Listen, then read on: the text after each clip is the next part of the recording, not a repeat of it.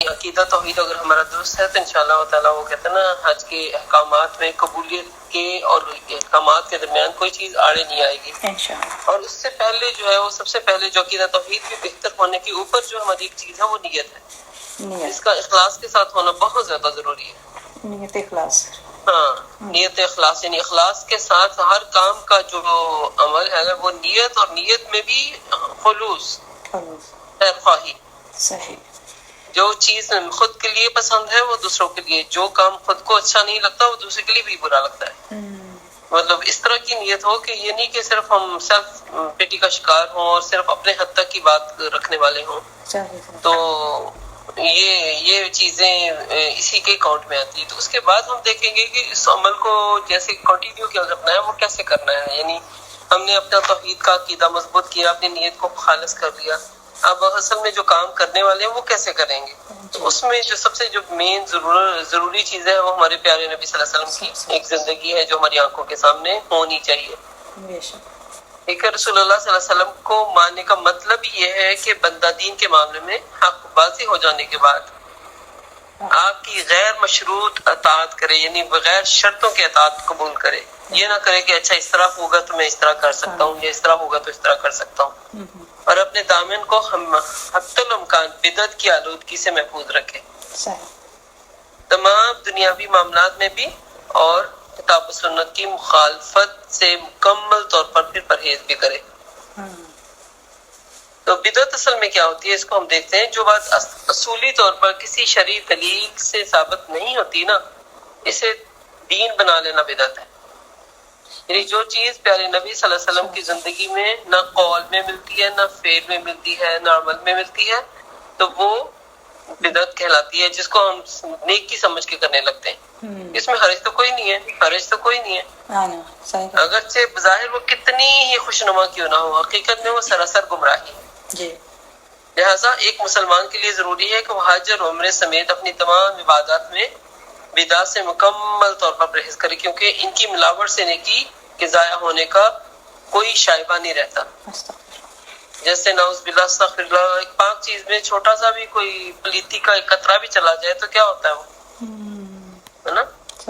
وہ پاک تو پاک ہے، چاہے دودھ کا آپ کا پورا بالٹا بھرا ہوا ہے، لیکن اس کے اندر اگر خدا نہ خواستہ کوئی شک ہو گیا، کوئی ایک حرام قطرے کے اندر چلے جانے کا، تو انسان کبھی اس کو لینا چاہتا ہے کہ چونکہ پوری بالٹی ہے اس لیے کوئی بات ایسا ہے، وہ نظر آتا ہے نا ہمیں، ہاں وہ نظر آتا ہے۔ تو عمل میں بھی جیسے توحید میں ہمارے اندر وہ ملاوٹ اللہ تعالیٰ کو پسند نہیں ہے نا، اسی طرح عملوں میں بھی ملاوٹ پیارے نبی کی حق میں ہمیں اللہ تعالیٰ کو بالکل پسند نہیں ہے۔ اور سب سے زیادہ نبی اکرم صلی اللہ علیہ وسلم قیامت والے دن بیزار نظر آئیں گے ایسے لوگوں سے جو بدعت کے مرتکب ہوتے ہیں۔ اور بدعت ایسی ایک انسان کے لیے گمراہی اور بدبختی کی علامت بن جاتا ہے کہ وہ نیکی سمجھ کے اس میں پڑا ہی رہتا ہے۔ وہ اتنا اس میں انوالو ہو جاتے ہیں، ان کو سمجھ نہیں آتی نا پھر، ہاں وہ نکلنا ہی نہیں چاہتا، وہ کہتے ہیں اس میں حرج ہی کیا ہے، اس میں حرج کی، جیسے ابھی آپ نے پوچھا تھا، وہ میں نے اس دن تو میں ٹائم نہیں مل سکا، تبھی تھوڑا سا ہی سنا اس کو جو جواب، تو وہ جو کہتے ہیں نا حج کی یا عمرے کی کیا نام ہے، رمضان کی، ہاں جی رمضان کی مبارک دینا، اس کو رسم بنا کے دینا وہ تو بالکل بھی جائز نہیں ہے نا۔ اگر دعا کے طور پہ آپ دینا چاہتے ہیں، جیسے کہ اللہ تعالیٰ آپ کے لیے بہت مبارک کرے، اس کے ہر کام کو آپ کے لیے باعث رحمت بنائے، آپ کی زندگی میں برکت دے، صحت میں برکت دے، اس طرح کی اگر چیزیں ہیں تو وہ تو ایک دعا ہے جی۔ تو دعا جو ہے وہ تو کسی حال میں بھی ہر طرح جائز ہے نا، کسی بھی معاملے میں جائز ہے، لیکن ایک یہ جو اسپیشل وہ کہتے ہیں نا تہوار کی طرح اس کو بنا لینا، تو وہ تہوار ہی بنا ہوا نا۔ اتنی پوسٹ آ رہی تھی کہ میں خود اتنا کنفیوز ہو گئی، میں نے پھر یہ نکالا ان کا، مجھے یاد انہوں نے کچھ کیا تھا لاسٹ ایئر نا، مگر میں شیور نہیں تھی، بیکاز جب تک آپ سے نہ بات کر لوں مجھے پتہ نہیں رہتا کہ صحیح بات ہے یا نہیں۔ اس میں پھر وہی جیسے جمعے کے بھی لوگ مبارکباد دینے پہ پتہ تھے کہ چیز ایک جگہ نہیں نہ رہتی، ایک جگہ سے نکلتی ہے دوسری جگہ پھیلتی ہے، دوسری سے پھر تیسری جگہ، آپ دیکھیں جمعے کی مبارک تک لوگ پہنچ گئے بہت، جمعے کی مبارک کا کچھ بھی کوئی بھی دلیل، کوئی بھی ایسی بات، کوئی بھی ایسی کہتے نا کہ چھوٹی سی کوئی شائبہ حدیث، کوئی رسم، کوئی صحابہ کرام سے تبع تابعین کسی سے بھی نہیں ملتی، تو اس سے پھر بس مبارکباد کے لیے دو ہی عیدیں مستحق ہیں، عید الفطر اور عید الاضحیٰ۔ تو باقی جو ہے وہ دعا کے طور پہ ہم دعا دے سکتے ہیں، اللہ آپ کے لیے بہت مبارک کرے، ہے نا، اس مہینے کو آپ کے لیے برکت والا بنا دے، یہ دعا تو ہے، دعا تو دے سکتے ہیں، صحیح، ٹھیک ہے، لیکن جو صرف رمضان مبارک ہو، ویسے ہے نا، تو بہت زیادہ پوسٹ آتی ہیں. اور اسی طرح میں سمجھتی ہوں حج اور عمرے کی بھی مبارک بات جو ہے نا، وہ کہتے ہیں مبارک ہو، حج عمرہ مبارک ہو، یہ بھی کہنا ایک میں سمجھتی ہوں غیر شرعی بات بن جاتی ہے. آپ دعا دیں، آپ دعا دیں کہ اللہ تعالیٰ آپ کے لیے بہت مبارک کرے، آپ کا مقبول بنائے، باعث برکت بنائے، ہے نا، گناہوں کی کہتے نا صفائی کا دریا بنائے، دعائیں دے سکتے ہیں. اور خصوصی طور پہ عید کی طرح عید مبارک ہو، جس طرح کہتے ہیں، اس طرح حج مبارک ہو، عمرہ مبارک ہو، جمعہ مبارک ہو، یہ ساری چیزیں کہاں سے نکلتی ہیں؟ اسی طرح 1 سے 2، 2 سے 4 اور کام وہ بڑھتے چلے جاتے ہیں. تو بدعت ہی بن گئی نا، بدعت ہی ہے نا. تو پھر اس کے بعد یہ جیسے کہ ابھی بدعت سے بچنا ہے تو اس کے اوپر پھر وہی بات ہے، نیت، یعنی اخلاص نیت کا ساتھ ہونا ضروری ہے. یعنی اخلاص نیت جس میں نے ابھی پہلے بات کی تھی، تو اس پہ تھوڑی سی بات کرتے ہیں، اور کہ نیت کے معنی ارادے کے ہوتے ہیں، اور ارادہ ہمیشہ دل کا فعل ہوتا ہے. اور دین اسلام میں جو تمام نیک اعمال کے ثواب کا انحصار ہمارا رکھا ہے، وہ صرف اور صرف اخلاص نیت کے اوپر رکھا ہے نا. چاہے وہ بڑے سے بڑا پہاڑ بھی اٹھا کے ادھر سے ادھر کر دیں گے، اگر نیت اچھی نہیں تھی، نیت بنی ہوئی نہیں تھی، نیت پہ پورا فوکس نہیں تھا، تو وہ کام ریت کے برابر رہ جائے گا. اللہ معاف کرے. لہٰذا حج یا عمرہ کرنے والے کو چاہیے کہ اپنے ارادے کو ہر ریاکاری سے، ہر نمود و نمائش سے پاک کرے اور محض اللہ تعالیٰ کی رضا کے لیے حج اور عمرہ کرے، کسی بھی دنیاوی مفاد کو اس میں مقصود نہ بنائے. ٹھیک ہے. ہاں، ویسے اس میں دنیاوی تو مقصد کوئی نہیں ہے ہوتا، یہ تو ہم اپنی آخرت کے لیے کرتے ہیں کہ نہیں؟ ہاں ایسے ہی ہے، لیکن ایک کچھ لوگ جیسے اللہ معاف کرے، بس یہ تو ہم ڈیٹیل پڑھتے ہیں تو شہرت بھی تو مقصود ہوتی ہے نا. یہ نمبر آ جائے کتنا کہ لوگ کہیں واہ واہ اچھا اس نے حج کیا، تو یہ دنیاوی مقصد ہو گیا نا. اور کیا ہو، ریاکاری دنیاوی مقصد ہی بن جاتا ہے نا. صحیح. ہاں، تو جب آپ صرف اور صرف اللہ کی خاطر کر رہے ہیں، ریاکاری ہو، ٹھیک ہے. اس میں وہ کہتے ہیں نا کہ اپنے دلوں کو صاف کرنے کے لیے حقوق اللہ کے ساتھ حقوق العباد کی صفائی بہت زیادہ ضروری ہوتی ہے. تو اس میں مانا کہ آپ لوگوں کے سامنے تصفیہ کر سکتے ہیں کہ دیکھیں پلیز مجھے اللہ کے لیے معاف کر دیں کہ میں بحث اہم فریضہ ادا کرنے کی نیت رکھتی ہوں، تو کہیں ایسا نہ ہو کہ میں ادھر ہی اللہ کو پیاری ہو گئی تو پھر میرے ذمہ قرض ہے جو کہتے ہیں نا کہ اگر آپ کا کوئی گلا شکوہ ہے تو پلیز ابھی مجھ سے بات کر لیں، ابھی مجھ سے لے لیں. یہ ایک علیحدہ سے ایک چیپٹر ہے جس میں انسان کہتا ہے نا اپنا وہ اپنے آپ کو کسی کے ساتھ صاف رکھتا ہے اور بات رکھتا ہے.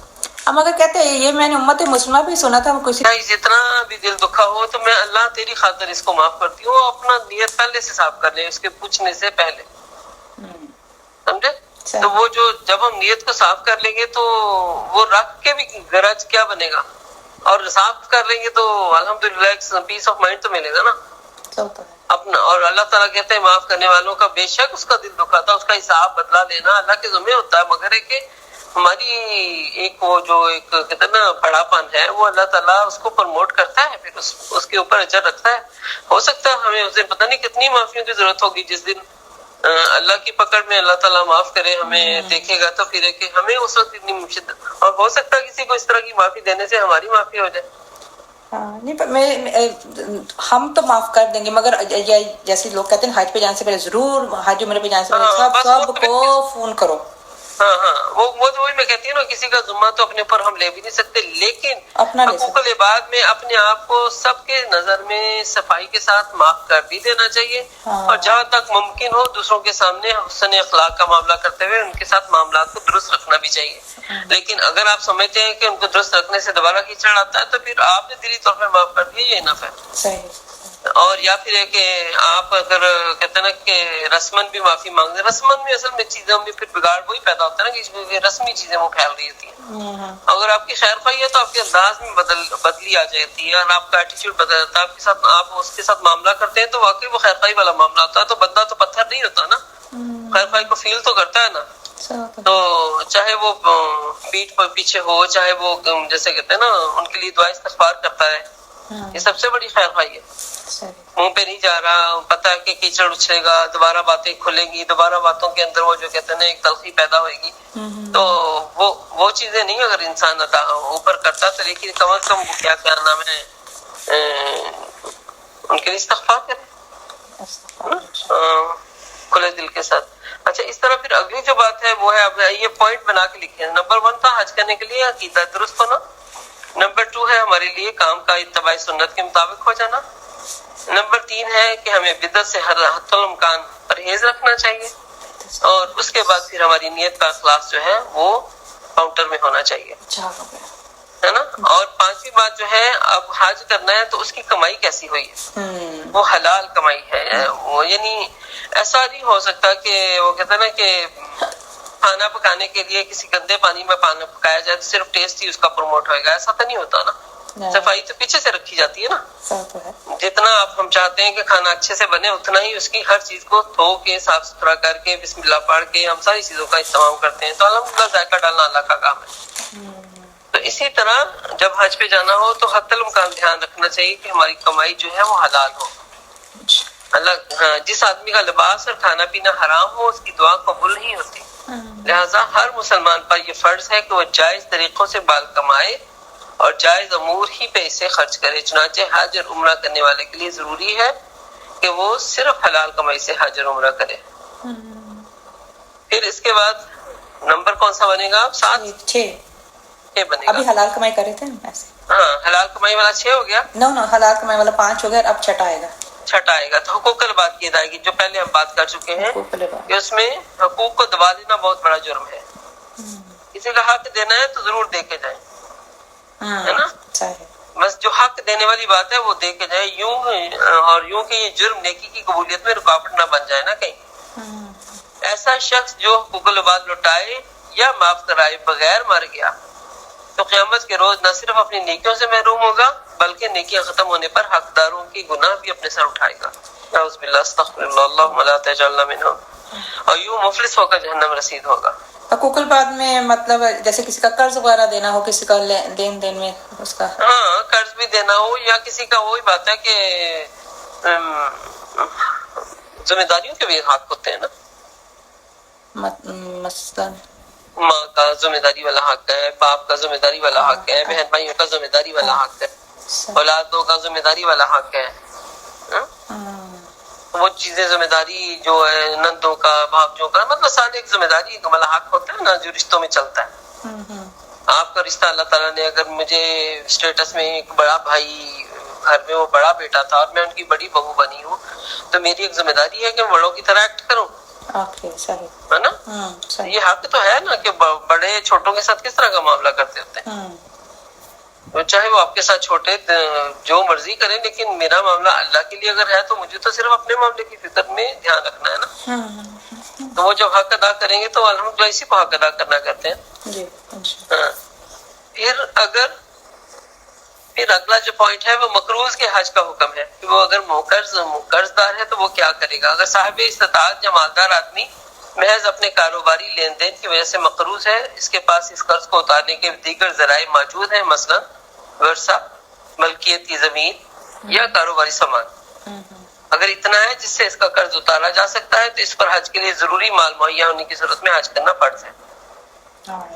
ٹھیک ہے. اگر اتنا ہے کہ وہ حج قرضہ اتار کے پھر بھی اس کے پاس مال بچتا ہے تو وہ قرضہ بھی اتارے اور ساتھ میں حج کرے تو اس پہ حج کرنا فرض ہے. اگر اس کے پاس بظاہر قرض اتارنے کا اگر کوئی ذریعہ موجود نہیں لے جس سے اس کا قرضہ ادا ہو سکے لیکن حج کی استطاعت موجود ہے تو پہلے قرض اتارے. یہ بھی حق ہے نا. پھر دوبارہ مال جمع ہونے پر حج کرے. پہلے لوگوں کا حق ادا کرے. اس میں بہت زیادہ لوگ دیکھیں جب سورہ نساء میں آتا نا مال کی جو وراثت کے بٹو کرتے ہیں اللہ سبحانہ تعالیٰ ہمارے سامنے ڈسکس، اس میں بھی وہ جو وصیت ہے وہ تو 1/3 پہ کر سکتا ہے، لیکن وصیت تو ادا کری جائے گی اس کی نصیحت کے مطابق. باقی مال تو اللہ تعالیٰ نے خود ادا کر دیا نا کہ کتنا حصہ کس کو جانا ہے. لیکن اگر اس کے اوپر بہت زیادہ قرض ہے تو قرض کی ادائیگی کے بعد وراثت بنے گی. قرض کی ادائیگی پہلے ہے. ایسا نہیں ہو سکتا کہ وراثت کا پہلے بٹوارا کر دیں اور مقروض جو ہے وہ مرنے والا تو وہ تو قرض کے تلے تھا اور باقی تو سب اپنا اپنا حصہ لے کے پرے ہو گئے اور کہ وہ اس کا قرض مجھوں کا تو رہا. تو قرض پہلے ادا ہوئے گا اور اسی طرح حج میں اب دیکھیں بات ہو رہی ہے کہ قرض پہلے ادا ہونا چاہیے. البتہ اگر کوئی دوسرا شخص اپنی طرف سے حج پر بھیجنا چاہتا ہے تو اس کے لیے حج کرنا درست ہوگا، یعنی کوئی آپ کو فیور دے رہا ہے، ٹھیک ہے، تو پھر اس میں آپ کے اوپر قرضہ ہے، وہ آپ ادائیگی کے لیے کر رہے ہیں، یا ابھی اس لیول پہ نہیں تھے کہ حج ہو سکے، لیکن آپ نے کو کسی نے فیور دی تھی تو الحمدللہ وہ سب جائز ہے پھر، اچھا، یعنی وہ کوئی آپ کو اپنی طرف سے حج بھیج رہا ہے۔ پھر اگلا پوائنٹ جو ہے وہ ہے کہ رسم و رواج سے بالکل اجتناب کرنا چاہیے۔ نیک کاموں میں رسم و رواج کی مداخلت پسندیدہ بات نہیں ہے۔ اگر کسی رسم یا نمود و نمائش یا گناہ کا پہلو بھی موجود ہو تو اسی تناسب سے حج یا عمرے کے ثواب میں کمی واقع ہو سکتی ہے۔ مثلا حج کرنے والے کو الوداع کرتے ہوئے کیا کرتے ہیں لوگ؟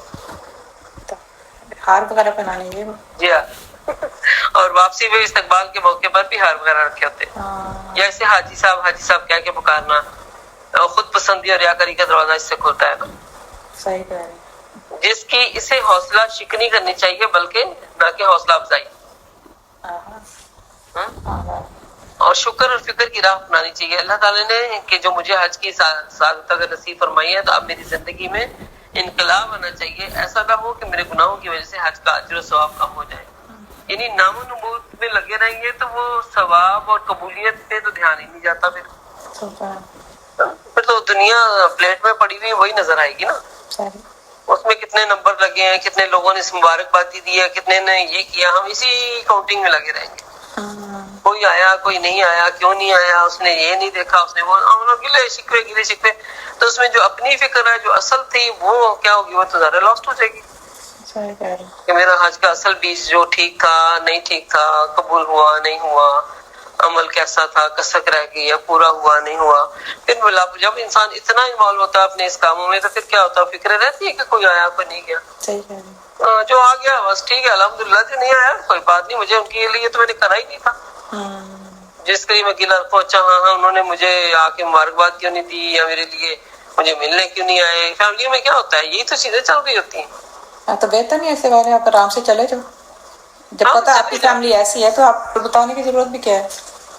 نہیں، لیکن دیکھیں آپ دل سے معاف کریں اور ان کے ساتھ کوئی بندہ معاف کر دے مگر ان کو ان کے حال پہ چھوڑ دے، نہیں، اس کو ایسے دیکھیں صلہ رحمی میں رشتے کاٹے ہوئے تین نہ جاتے، لیکن اگر اس میں آپ ان کے لیے دعائیں کرتے ہیں یا کوئی ایسا شارٹ میں میسج دے لے کے جاتے ہیں تو اس میں کوئی حرج بھی نہیں ہے، صحیح ہے نا، جی انشاءاللہ، کہ میں آپ کے لیے، میں آپ یہی کہہ دیں کہ میں حج پہ جا دی ہوں الحمدللہ، تو میں آپ کے لیے وہاں جا کے خوب اللہ سے دعا کروں گی، اپنے لیے بھی دعا کروں گی، ہے نا، کوئی ان کی مشکل آپ کو دکھتی ہے تو آپ کہ میں دیکھیں آپ یہ اب میری فکر میں اگر آپ کا فون آ جائے کہ میں آپ کے لیے دعا کر رہی ہوں، میں آپ کے لیے بہت دعا کی ہے یا کرتی ہوں یا کروں گی، تو کیا ہوتا ہے دل میں، کیا ہوتا ہے، اچھا لگتا ہے، اچھا لگتا ہے نا، تو یہ اچھائی جو ہے انسان کو پھر صلہ رحمی میں ڈالتی ہے کہ نہیں ڈالتی، صحیح ہے نا، ہم پتھر تو نہیں ہے نا کہ جس پہ وہ کہتے ہیں نا پانی کا قطرہ ہے تو بس وہ اندر ہی نہیں جا سکتا، تو اپنی طرف سے ہم سب کو جو ہے نا اپنا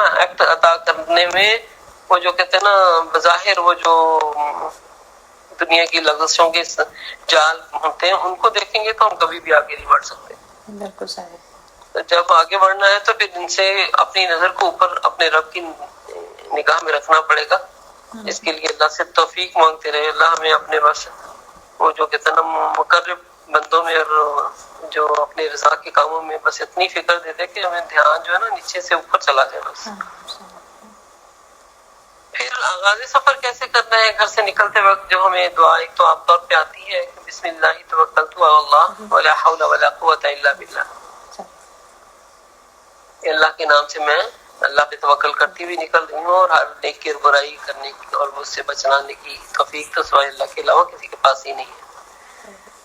پھر حاجی یا مسافر جب کسی کو الوداع کہے تو یہ دعا ضرور دے، ٹھیک ہے، یہ دعائیں میں آپ کو پوسٹ کا یہ کر دوں گی، کیا نام ہے، بالکل مجھے بھی بات یاد آئی ہے، آپ کے پاس انگلش میں بھی ہوں گی، انگلش میننگز میں دعائیں، کیونکہ اس ہفتے میرا بیٹا آ رہا ہے نا گلاسگو میں، تو وہ آپ سے لے سکتا ہے، میں نے آپ کا بیٹا اگر اس کو دے دے کسی جگہ پوائنٹ بنا لے ملنے کے لیے، کون سی دعائیں یہ جو ابھی بات ہے، حج جیسے حج اور عمرے کی دعائیں جن کا انگلش میں میننگ ہو، یا کوئی چھوٹی سی بکلٹ یہ وہ ایسا کوئی چیز، ہاں میں چیک کروں گی پھر بتاتی ہوں. کیونکہ وہ تھرسڈے رات کو آئے گا میرے خیال جمعے کو اس کے پاس ہو سکتا ہے ٹائم ہو تو میں اس کو کہہ دوں گی اگر وہ پھر آپ میں ڈھونڈوں گی ڈھونڈ کے تو پھر میں آپ کو بتاؤں گا. ایک حسن الحسن ایک دعا ہوتی ہے وہ بکلٹ ہوتی ہے بعض انگلش میں بھی ہوتی ہے اس میں ساری جامع دعائیں ہوتی ہیں. وہی نا حج عمرہ کے بارے میں صاحب جیسے کیا ایسے کرنا چاہیے ویسے وہ بندہ سیکھ لیتا مگر ساتھ میں اگر جیسے بکلٹ بھی ساتھ ہو نا.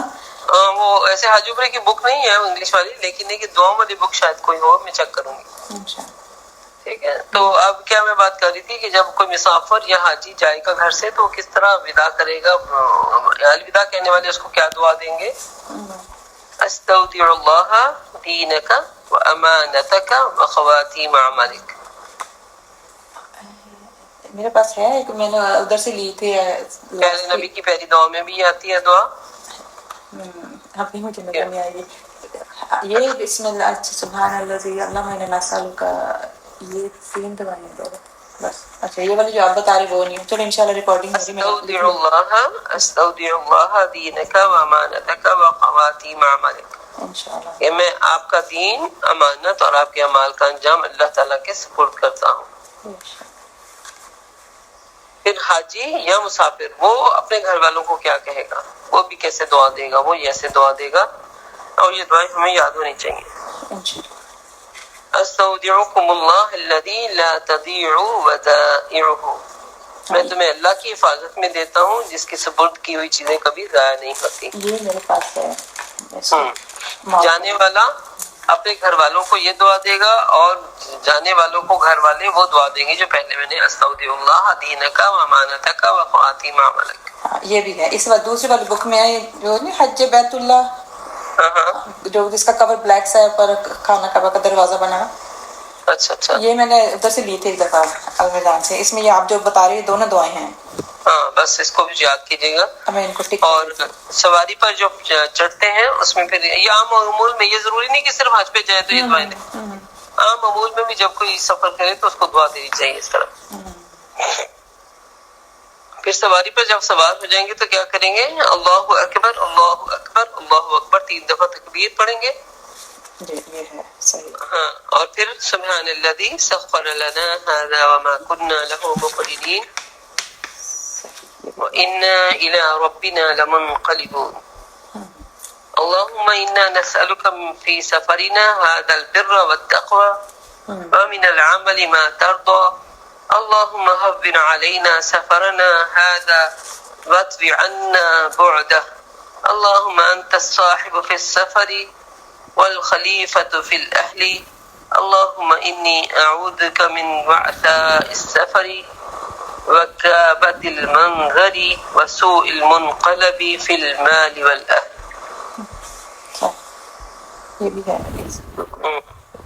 اور اس کا ترجمہ کیا ہے؟ اللہ تو سب سے بڑا ہے اللہ سب سے بڑا ہے اللہ سب سے بڑا ہے. پاک ہے وہ ذات جس نے سواری کو ہمارا پابند کیا حالانکہ ہم اسے قابو میں نہیں لا سکتے تھے. یقیناً ہم اپنے رب کی طرف واپس جانے والے ہیں. اے اللہ ہم تجھ سے اپنے اس سفر میں نیکی اور تقوی کا سوال کرتے ہیں اور ایسے عمل کا سوال کرتے ہیں جسے تو پسند فرمائے. اے اللہ ہمارے یہ سفر ہم پر آسان فرما دے اور ہم سے اس کی لمبی مسافت لپیٹ دے. اے اللہ تو ہی اس سفر میں ہمارا ساتھی ہے اور گھر اور مال و دولت میں نائب و نگہبان ہے. الہی میں تیری پناہ میں چاہتا ہوں اس سفر کی مشقت سے اور اس کی تکلیف و بے منظر سے اور مال اور اہل میں بری واپسی سے. پھر مصنون دعاؤں کا اور اس کا اہتمام بھی ضرور چاہیے. جیسے حاجی کو چاہیے کہ وہ سفر کے دوران میں نیکی تقوی ذکر الہی دعاؤں کا جہاں تک ممکن ہو سکے اہتمام کرے تاکہ نفس کی شرارتوں اور شیطان کے وسوسوں اور حملوں سے اپنا دامن بچایا جا سکے. ایسے مجھے کوئی بکلٹ چاہیے نا اردو اور انگلش میں تاکہ جیسے میں اگر میرے ساتھ کوئی جائے گا سارا بیٹا یا ہسبینڈ ہوگا نا اگر ہم جا رہے ہیں تو ان کو تو انگلش میں چاہیے نا جو ان کو سمجھ آئے. سمجھ کے پڑھنے کے بعد اور ہوتی ہے ویسے عربی پڑھنے میں اور ہوتا ہے. اگر ایسی کوئی تو والی میں دیکھتی ہوں اگر کوئی تو انشاءاللہ ضرور میں آپ کو ٹیکسٹ کر دوں گا. اب ہم دیکھتے ہیں کہ مکہ مکرمہ اور بیت اللہ کا کیا تعارف ہے نا. مکہ مکرمہ ایک قدیم تاریخی اور بہت بڑا بابرکت شہر ہے. اس سے محبت رکھنا اس کا احترام کرنا ہر مسلمان کا دینی فریضہ ہے. سیدنا ابراہیم علیہ السلام نے اسے حرم یعنی محترم قرار دیا ہے۔ مکہ مکرمہ کی جو فضیلت ہے وہ کسی لحاظ سے جو بھی اس کو فضیلت حاصل ہے، قرآن کریم میں اللہ تعالیٰ نے اس کو امن والا شہر قرار دیا ہے، سورۃ 3 میں آتا ہے نا۔ جی نبی اکرم صلی اللہ علیہ وسلم کو مکہ مکرمہ بہت زیادہ محبوب تھا، جامع ترمذی میں یہ بات آتی ہے۔ پھر دجال مکہ اور مدینہ میں داخل نہیں ہو سکے گا، یہ صحیح مسلم کی روایت ہے۔ پھر حرم کی جو حدود ہے وہ شمال میں مقام تنعیم یعنی مسجد عائشہ تک، اور مشرق میں جعرانہ کے قریب تک حرم مکی ہے، اور شمالی مشرق میں وادی نخلہ تک ہے، اور مغرب میں حدیبیہ تک۔ یہ حرم کی ساری حدودیں ہیں، مشرق مغرب اور شمال جنوب میں۔ اب سعودی حکومت نے حدود حرم کی ابتدا اور انتہا پر سطور بھی بنا دیے ہیں، جن پر ہدایت الحرم یا نہایت الحرم لکھا ہوا ہوگا۔ جو ادھر لکھا ہوتا ہے نا کہ یہاں سے حدود شروع ہوتی ہے۔ ہاں جی ہاں جی۔ پھر حرم کی حدود میں کسی قسم کا شکار کرنا یا شکار کو ڈرانا یا گھاس پھوس کاٹنا، درختوں کو کاٹنا، پتوں کو کاٹنا توڑنا، سب کچھ منع ہے۔ تو مگر اندر جو تعمیر وغیرہ ہوتی ہے مکہ میں وہ کیا ہے، وہ ہو سکتی ہے؟ ہاں جی، تعمیر تو کنسٹرکشن کو تو کہتے ہیں، تعمیر تو تعمیر ہے نا، ٹوٹی چیزوں کو بنانا، وہ تو نہیں، وہ اسی چیز کو توڑ پھوڑ تو نہیں کر رہے نا، وہ تو بنا رہے ہیں نا۔ اور جب بنانے کی نیت سے آپ کسی چیز کو اب دیکھیں وہ سیدھا کوئی چیز ہو جائے اور وہ گرنے والی ہو تو آپ ایسے تو نہیں سکھیں گے کہ چلو گرنے دو مرنے دو۔ پھر یاد رکھیے کہ حرم مکہ میں جس طرح کسی نیکی کا اجر و ثواب کئی گنا زیادہ ہے، اسی طرح اس میں کسی برے کام کا گناہ بھی کئی گنا زیادہ ہے، بلکہ اس میں گناہ کے ارادے پر عذاب کی بہت بڑی وعید ہے۔ وَمَن يُرِدْ فِيهِ بِإِلْحَادٍ بِظُلْمٍ نُذِقْهُ مِنْ عَذَابٍ أَلِيمٍ، یہ سورۃ الحج کی آیت نمبر 25 تھی کہ جو بھی ظلم کے ساتھ وہاں الحاد کا ارادہ یعنی جنگ کا ارادہ یا فتنے کا ارادہ کرے، ہم اسے دردناک عذاب کا مزہ چکھائیں گے۔ وہاں جا کے پھر وہ کہتے ہیں نا چوری اور اس طرح کے بہت سارے کام جو کبھی انسان کلیم کرتا ہے، تو وہ یاد رکھنا چاہیے کہ ہر کام کا ایک اثر جو ہوتا ہے ویسے برا ہوتا ہے، لیکن ایسی جگہوں میں جا کے اور بھی برا ہو جاتا ہے نا۔ جھوٹ بولنا، عام بازار میں کھڑے جھوٹ بول رہے ہیں وہ بھی برا ہے، لیکن مسجد میں کھڑے جھوٹ بول رہے ہیں بہت برا۔ ہاں، اسی طرح زنا ہے وہ کرنا حرام ہے، لیکن پڑوس کی بیوی کے ساتھ کرنا ہے نا۔ اسی طرح چوری عام حالات کی کرنا، لیکن یہ مسجدوں سے یہ بیت المال کی چوری کرنا، یہ حرم کے اندر جا کے کسی کی چوری کرنا، یہ سب چیزیں کیا ہو جاتی ہیں۔ ایون دو کہ وہاں جو گری پڑی چیزیں کبھی ملے وہ بھی نہیں اٹھانے کی اجازت، لیکن اللہ یہ کہ آپ نیت رکھتے ہو کہ وہاں کے منتظمین تک یہ چیز پہنچا دیں گے تاکہ مستحق تک پہنچ جائے۔ اس نیت سے آپ کسی کی گری پڑی چیز کو اٹھا کے آپ وہاں کی انتظامیہ کو دے سکتے ہیں، ورنہ تو اگر ہر ایک کو رول رسول پتا ہو تو پھر وہاں کی گری پڑی چیز کوئی بھی نہیں اٹھائے گا سوائے اس کے جس کی وہ گری تھی۔ ہاں، لیکن اتنا ماحول وہ نہیں، تو لہٰذا احتیاط کیا ہوتی ہے کہ بعض اوقات انسان اس کو کسی کی قیمتی چیز گری ہوئی ہے تو آپ کا احساس ہوتا ہے، آپ کے انصاف ہوتا ہے، آپ کی ایمانداری ہوتی ہے، جس کو آپ کہتے ہیں کہ نو یہ تو اس تک پہنچنی چاہیے، کسی ارے غرے کے ہاتھ نہ لگ جائے۔ نیت ہے نا پھر آپ کی۔ ہاں، تو پھر آپ اٹھا کے کیا کرتے ہیں، منتظمین کے ہاتھ سے دیتے ہیں، جہاں گم شدہ چیزیں پتہ ہوتی لوگوں کو کہ وہیں جا کے ہم نے ڈھونڈنی ہے، پتہ کرنا ہے۔ لہذا حج کرام اور حجاج کرام اور عمرہ کرنے والوں کو مکہ کے رہائش پذیر لوگوں کو چاہیے کہ اس بابرکت شہر میں نیکی کے کاموں کی طرف رغبت کریں اور ہر قسم کے برے کاموں سے بچیں۔ اس مقام کو عام شہروں اور مقامات کی طرح مت سمجھیں۔ پھر اس کا جو مختصر تعارف ہے وہ کیا ہے کہ ہر دور کے انسان کا ایک طریقہ رہا ہے کہ وہ روحانی تسکین حاصل کرنے کے لیے کسی جگہ کو اور مقام کو مقدس سمجھ کر وہاں محض برکت اور زیارت اور ثواب کے لیے سے جاتا ہے۔ یعنی انسان کی فطرت میں نا کسی نہ کسی چیز کو، کسی نہ کسی بندے کو اپنے اوپر دیکھنا چاہتا ہے، صحیح، کوئی فوکس پوائنٹ چاہیے نا۔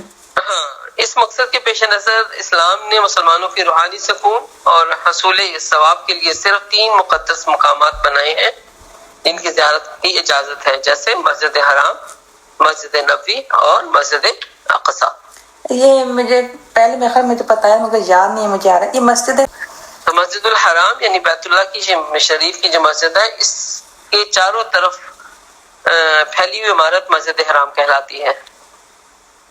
اس میں ادا کی گئی ایک نماز کا ثواب، یہ بات یاد رکھنے والی ہے، اس میں ادا کی گئی ایک نماز کا ثواب 1,00,000 نماز سے افضل ہے۔ اللہ اکبر، یہ مسند احمد کی روایت تھی۔ اور اسی طرح مسجد نبوی میں اسلام میں مسجد قباء کے بعد یہ دوسری مسجد ہے جسے ہجرت کے بعد نبی اکرم صلی اللہ علیہ وسلم اور صحابہ اکرام رضی اللہ عنہم نے مدینہ منورہ میں اپنے مبارک ہاتھوں سے تعمیر فرمایا تھا۔ یہ صحیح البخاری میں اس کی یہ ساری آتی ہے تصدیق۔ تو اس مسجد میں ادا کی گئی ایک نماز کا ثواب 1,000 نماز سے افضل ہے۔ اور مسجد اقصی یہ مسلمانوں کا قبلہ اول ہے اور فلسطین کے شہر المقدس میں واقع ہے۔ نبی اکرم صلی اللہ علیہ وسلم سفر معراج کے لیے یہیں سے روانہ ہوئے اور یہیں جملہ انبیاء اور رسول علیہ السلام کی امامت فرمائی۔ اس مسجد میں ادا کی گئی ایک نماز کا ثواب 250 نمازوں کے برابر ہے۔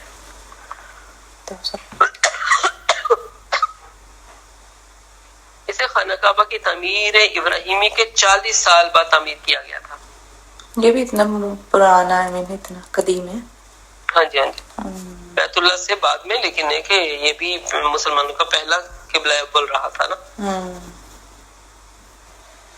پھر بیت اللہ اور اس کی تاریخ اور فضیلت کے بارے میں اللہ سبحانہ تعالیٰ کا فرمان ہی کافی ہے کہ ان اول بیت وضع للناس للذی ببکۃ مبارکا وہدی للعالمین، بے شک اولین گھر جو لوگوں کے لیے بنایا گیا ہے وہ ہے جو مکہ میں ہے، وہ بابرکت ہے اور جہان والوں کے لیے باعث ہدایت ہے۔ اللہ کا جو سب سے پہلا گھر، مسلمانوں کا قبلہ و کعبہ، فیوز و برکات اور روحانی تجلیات کا ایسا مرکز جو پوری دنیا کے عین وسط میں واقع ہے، اس سے سب سے پہلے اللہ تعالیٰ کے حکم سے فرشتوں نے تعمیر کیا تھا۔ پھر یہ طوفان نوح سے بٹ گیا، پھر سیدنا ابراہیم علیہ السلام نے اپنے ہاتھوں سے اسے دوبارہ تعمیر فرمایا۔ پھر حتیم وہ حصہ ہے، اسلام سے پہلے زمانہ جاہلیت میں بیت اللہ ایک دفعہ سیلاب سے متاثر ہو گیا تھا، تو کفار مکہ نے صرف حلال کمائی سے، دیکھیں تھے کفر کرنے والے مشرک تھے، لیکن کچھ چیزیں ایسی تھی جن کو وہ جیسے پکڑ کے رکھا کرتے تھے، انہوں نے اس وقت حلال کمائی کو پیش نظر رکھتے ہوئے جو صرف اماؤنٹ تھی اس سے جتنی تعمیر کی وہی تعمیر، دیواریں وہاں تک تعمیر ہوئی، رقم ختم ہو گئی تو دیواروں کا حصہ بھی نامکمل چھوڑ دیا گیا۔ تو موجودہ عمارت کے ایک طرف نیم دائرے کی شکل میں جو دائرہ نظر آتا ہے اس کو حتیم کہتے ہیں، اور اس کے اندر نماز جب ادا کریں گے تو گویا ہم نے بیت اللہ کے اندر نماز ادا کی۔ پھر بیت المعمور کیا ہے؟ اس موقع پر یہ بتانا بھی خاصا ہمارے لیے ایک دلچسپی کا وجہ ہے کہ بیت اللہ کے عین اوپر ساتوں آسمان پر بیت المعمور ہے جو فرشتوں کی عبادت گاہ ہے، وہاں ہر روز 70,000 فرشتے طواف کرتے ہیں۔ جس فرشتے نے ایک دفعہ اس کا طواف کر دیا قیامت تک اس کی دوبارہ باری نہیں آنے والی۔ اللہ اکبر۔ پھر ملتزم ہے، بیت اللہ کے دروازے اور حجر اسود کے درمیان والے حصے کو ملتزم کہتے ہیں۔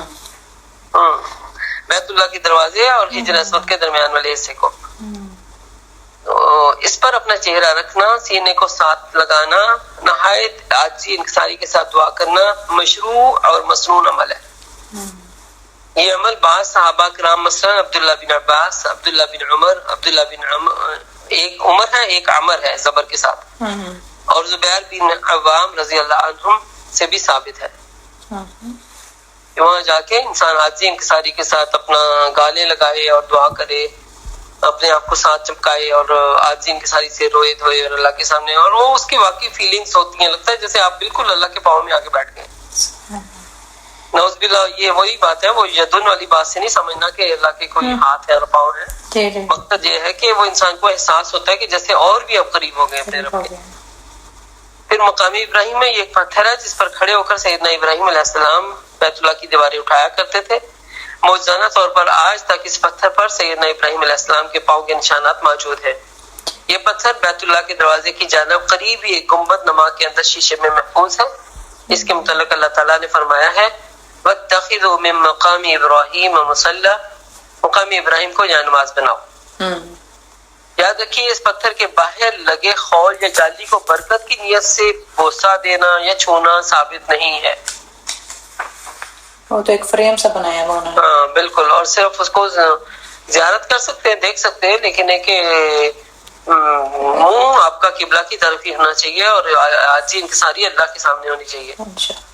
پھر مطاف کیا ہوتا ہے؟ بیت اللہ کے ارد گرد طواف کرنے کی جگہ کو مطاف کہلاتے ہیں۔ وہ جب ماشاءاللہ انہوں نے کافی دیکھے گھیرا بڑا کر دیا نا، اور وہ سارے چھت پہ بھی لے گئے، اندر بھی لے گئے، تو سارا حصہ مطاف کہلاتا ہے۔ تو پھر بیر زمزم یعنی بابرکت کنواں جسے اللہ رب العزت نے سیدہ حاجرہ اور سیدنا اسماعیل علیہ السلام کے لیے جاری فرمایا تھا، ہزاروں برس گزر گئے، اس کا بابرکت پانی ابھی تک جاری و ساری ہے۔ اب یہ کنواں مطاف کے نیچے تہ خانے میں ہے۔ پھر صفا مروہ آ جاتا ہے، یہ بیت اللہ کے قریب دو واقع پہاڑیوں کا نام ہے، جسے قرآن مجید میں اللہ تعالیٰ کی تعظیم کا نشان قرار دیا گیا ہے۔ جب اللہ تعالیٰ کے حکم سے سیدنا ابراہیم، سیدہ حاجرہ اور شیر خوار اسماعیل علیہ السلام کو اس ویران پہاڑی علاقے میں چھوڑ کر واپس شام چلے گئے، تو جلد ہی ان کے پاس کھانے پینے کا سامان تو ختم ہو گیا۔ تب پانی کی تلاش میں سیدہ حاجرہ نے ان پہاڑیوں کے درمیان بھاگ دوڑ شروع کی۔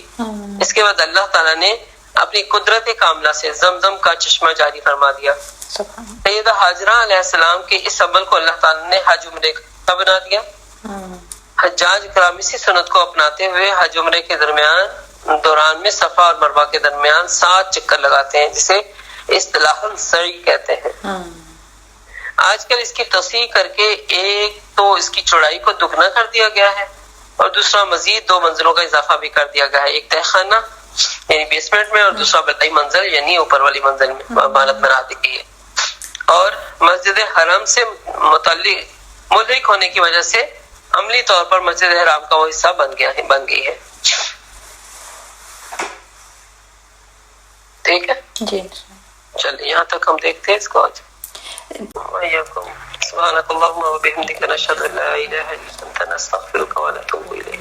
السلام علیکم و رحمۃ اللہ وبرکاتہ۔ وعلیکم السلام ورحمۃ اللہ وبرکاتہ۔